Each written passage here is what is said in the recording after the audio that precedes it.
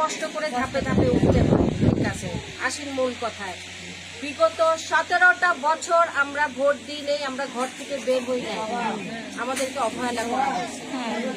এখন আর ওই সিচুয়েশন নাই, ওই অবস্থা নাই, আমরা ঘরে বসে থাকবো না কেউ। বালিক মেয়েরা যারা 18 বছর হয়েছে, আশা করব আপনারা সবাই সবাই দরকার হয় সেদিন আমরা একটু আগে উঠবো, উঠে রান্না বান্না সেরে 9টা থেকে 12টার মধ্যে ভোট কেন্দ্রে গিয়ে আপনারা আপনাদের ভোট কাজ করবেন। হ্যাঁ, ভোট দিবেন। কাকে দিবেন? এই যে ধানের শীষ আক্তারুল আলম ফারুক, এর বাইরে কোনো চেহারা আসলে চিনি না। কোথায় দিবেন?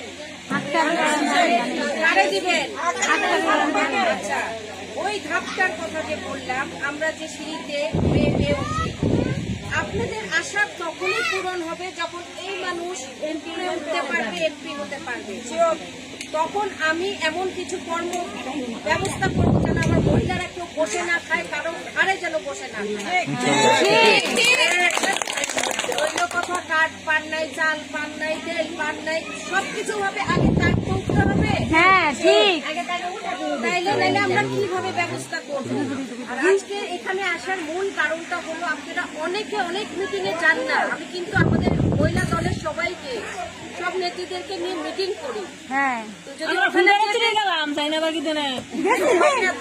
তো নেত্রীরাই গেছেন। আচ্ছা, আপনার দিকে তো আমি ফোকাস করে থাকি না, না না, আমার তো সবাই দেখতে, তাই না? আমি একটা কথার কথা বললাম, কথা ধরে বসে থাকি, ঠিক আছে? হ্যাঁ, তো অনেকে চায় না, লজ্জা পায়। এই যে আজকে যেরকম এখানে সবাই বেরোচ্ছেন, সবাই তো বের হয়, বের হতে পারে না। এর জন্য আমি এখানে ভিতরে ঢুকে জানাইতে আসছি যে দয়া করে আপনাদের ভোট এবার নষ্ট করবেন না। যত ঝড় তুফান আসুক, যেইভাবে হোক, যে ভোটটা দিয়ে আসবেন যদি বাঁচতে চান।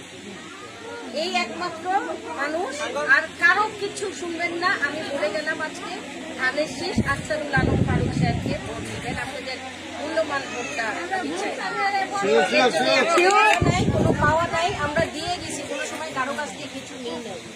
আল্লাহ আমাকে দিয়েছে, আমার ধান দৌলত সবকিছু আছে। আমি নিজেও বরিশালে রাজনীতি করতে পারতাম, আমি করি নাই। আমি আপনাদের ভালোবাসা, আপনারা যেভাবে আপ্যায়ন করেন, ভালোবাসেন, এর জন্য আমি আপনাদের কাছে আসছি, আর কিছু না।